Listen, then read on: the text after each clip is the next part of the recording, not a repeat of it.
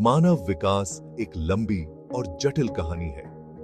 यह कहानी लाखों वर्षों में फैली हुई है, जिसमें अनगिनत घटनाएं और परिवर्तन शामिल हैं। यह कहानी है कि हम कैसे अस्तित्व में आए। यह जानना महत्वपूर्ण है कि हमारे पूर्वजों ने कैसे जीवन जिया और उन्होंने कौन-कौन सी चुनौतियों का सामना किया। अपने अतीत का अध्ययन करके हम अपने पूर्वजों के बारे में जान सकते हैं। हम यह भी समझ सकते हैं कि उन्होंने अपने समय में कौन-कौन सी तकनीकें और औजार विकसित किए। हम देख सकते हैं कि वे कैसे रहते थे और उन्हें किन चुनौतियों का सामना करना पड़ता था। उनके जीवन के तरीके, उनके सामाजिक ढांचे और उनके सांस्कृतिक प्रथाओं को जानना हमें आज की दुनिया को बेहतर समझने में मदद करता है। यह ज्ञान हमें यह समझने में मदद करता है कि हम आज कौन हैं। हम यह भी जान सकते हैं कि हमारी वर्तमान सामाजिक संरचनाएं और सांस्कृतिक प्रथाएं कैसे विकसित हुईं। अपने अतीत के बारे में जानने से हमें दुनिया में अपनी जगह समझने में भी मदद मिलती है। यह हमें यह भी सिखाता है कि हम अपने पर्यावरण के साथ कैसे तालमेल बिठा सकते हैं। हम कई प्रजातियों में से सिर्फ एक हैं। हमारे पूर्वजों ने हमें यह सिखाया है कि विविधता में एकता है। हमारी पृथ्वी पर सभी जीवन के साथ एक सामान्य वंशावली है। यह हमें यह समझने में मदद करता है कि हम सभी जीवित प्राणियों के साथ गहरे रूप से जुड़े हुए हैं। विकास को समझने से हमें सभी जीवित चीजों की परस्पर संबद्धता की सराहना करने में मदद मिलती है। यह हमें यह भी सिखाता है कि हम अपने ग्रह की देखभाल कैसे कर सकते हैं और इसे भविष्य की पीढ़ियों के लिए संरक्षित कर सकते हैं। हमारी यात्रा लाखों साल पहले अफ्रीका में शुरू होती है। यहीं पर पहले इंसानों का विकास हुआ था। सबसे पहले ज्ञात मानव पूर्वजों में से एक साहेलांथ्रोपस चैडेंसिस है। यह प्रजाति लगभग 70 लाख साल पहले रहती थी। साहेलांथ्रोपस चैडेंसिस महत्वपूर्ण है क्योंकि यह सीधे चलने वाले पहले प्राइमेट में से एक हो सकता है। यह मानव विकास में एक बड़ा कदम था। इसने हमारे पूर्वजों को नए वातावरण में जाने और नए संसाधनों का दोहन करने की अनुमति दी। लगभग 40 लाख साल पहले मानव पूर्वजों का एक नया समूह उभरा, ऑस्ट्रेलोपिथेकस। ये शुरुआती इंसान हमसे छोटे थे। उनके दिमाग चिंपैंजी के आकार के थे। हालांकि वे 2 पैरों पर सीधे चलने में सक्षम थे। ऑस्ट्रेलोपिथेकस बहुत सफल रहे। वे 20 लाख साल से भी ज्यादा समय तक अफ्रीका में रहे। इस दौरान उनका विकास हुआ और वे विविध हुए। सबसे प्रसिद्ध ऑस्ट्रेलोपिथेकस प्रजातियों में से एक ऑस्ट्रेलोपिथेकस अफारेंसिस है। यह प्रसिद्ध लूसी कंकाल की प्रजाति है। लगभग 25 लाख साल पहले इंसानों का एक नया वंश विकसित हुआ, होमो। हमारे वंश के पहले सदस्य होमो हैबिलिस थे। होमो हैबिलिस पत्थर के औजार बनाने और उनका उपयोग करने वाले पहले इंसान थे। ये उपकरण सरल थे, लेकिन इन्होंने होमो हैबिलिस को एक फायदा दिया। अपने औजारों से होमो हैबिलिस नए खाद्य स्रोतों तक पहुंच सकते थे। वे शिकारियों से अपना बचाव भी कर सकते थे।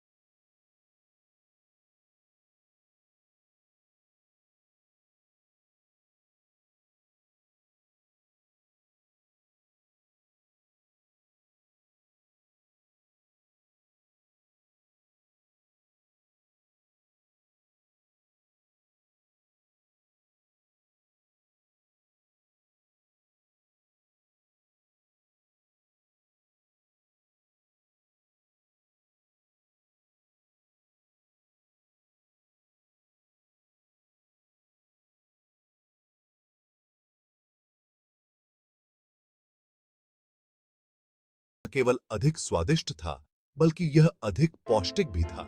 इससे भोजन पचाना आसान हो गया और नए पोषक तत्व अनलॉक हो गए। पकाए हुए भोजन ने उनके आहार को विविधता दी और उनके स्वास्थ्य में सुधार किया। होमो इरेक्टस अफ्रीका से बाहर प्रवास करने वाली पहली मानव प्रजाति भी थी।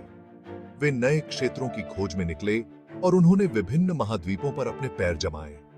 यह प्रवास मानव इतिहास में एक महत्वपूर्ण घटना थी, जिसने भविष्य की मानव सभ्यताओं की नींव रखी। भाग 6 निएंडरथल और डेनिसोवांस। हमारे रहस्यमय चचेरे भाई।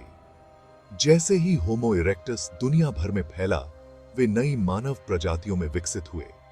इनमें से 2 प्रजातियां निएंडरथल और डेनिसोवांस थीं। निएंडरथल यूरोप और एशिया में रहते थे। वे ठंडे मौसम के अनुकूल थे। डेनिसोवांस एशिया में रहते थे। हम उनके बारे में निएंडरथल से कम जानते हैं। हम जानते हैं कि निएंडरथल और डेनिसोवांस दोनों ने शुरुआती होमो सेपियंस के साथ संबंध बनाया था। इसका मतलब है कि आज कई लोग अपने अंदर निएंडरथल और डेनिसोवन डीएनए रखते हैं, इनको अपने अंदर रखते हैं। भाग 8 हमारी प्रजातियों का भविष्य। क्या हम विकसित होते रहेंगे? मानव विकास एक सतत प्रक्रिया है। भले ही अब हम एकमात्र जीवित मानव प्रजाति हैं, फिर भी हम विकसित हो रहे हैं। हमारा पर्यावरण लगातार बदल रहा है। इसका मतलब है कि हम लगातार ढल रहे हैं। यह कहना मुश्किल है कि मानव विकास का भविष्य क्या है। हालांकि हम कुछ भविष्यवाणियां कर सकते हैं। उदाहरण के लिए, हम बीमारियों के प्रति प्रतिरोधक क्षमता विकसित करते रहेंगे। हम तकनीकी रूप से उन्नत दुनिया में रहने की चुनौतियों का बेहतर ढंग से सामना करने के लिए भी विकसित हो सकते हैं। भाग 9 तकनीक और मानव कहानी। तकनीक अब मानव विकास में एक प्रमुख प्रेरक शक्ति है। यह हमारे जीवन के हर पहलू को प्रभावित कर रही है, चाहे वह स्वास्थ्य हो, शिक्षा हो या फिर संचार। उदाहरण के लिए, चिकित्सा प्रगति ने हमें उन बीमारियों पर काबू पाने की अनुमति दी है जो कभी घातक होती थीं। नई तकनीकों और उपचारों ने जीवन प्रत्याशा को बढ़ाया है और जीवन की गुणवत्ता में सुधार किया है। इसका मतलब है कि ज्यादा लोग प्रजनन आयु तक जीवित रह रहे हैं और अपने जीन को पारित कर रहे हैं। यह जनसंख्या वृद्धि और विविधता में योगदान दे रहा है। तकनीक हमारे जीने के तरीके को भी बदल रही है। स्मार्टफोन, लैपटॉप और ड्रोन जैसी नई तकनीकों ने हमारे दैनिक जीवन को अधिक सुविधाजनक और कुशल बना दिया है। उदाहरण के लिए, इंटरनेट ने हमें पूरी दुनिया के लोगों से जोड़ा है। अब हम किसी भी समय, कहीं भी, किसी से भी बात कर सकते हैं। इससे एक अधिक वैश्वीकृत संस्कृति का निर्माण हो रहा है। विभिन्न संस्कृतियों और विचारों का आदान प्रदान अब पहले से कहीं अधिक आसान हो गया है। यह हमारे सोचने और सीखने के तरीके को भी बदल रहा है।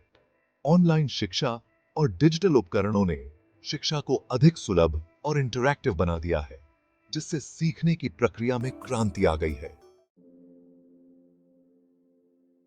भाग 10 निष्कर्ष। कभी न खत्म होने वाली यात्रा। मानव विकास की कहानी एक लंबी और जटिल कहानी है। यह अनुकूलन, नवाचार और अस्तित्व की कहानी है। यह एक ऐसी कहानी है जो आज भी लिखी जा रही है। अपने अतीत को समझकर हम अपने वर्तमान और भविष्य को बेहतर ढंग से समझ सकते हैं। हम उस अविश्वसनीय यात्रा की सराहना कर सकते हैं जो हमें आज यहां तक लाई है। हम भविष्य की ओर भी देख सकते हैं, यह जानते हुए कि हमारी प्रजाति अभी भी विकसित हो रही है।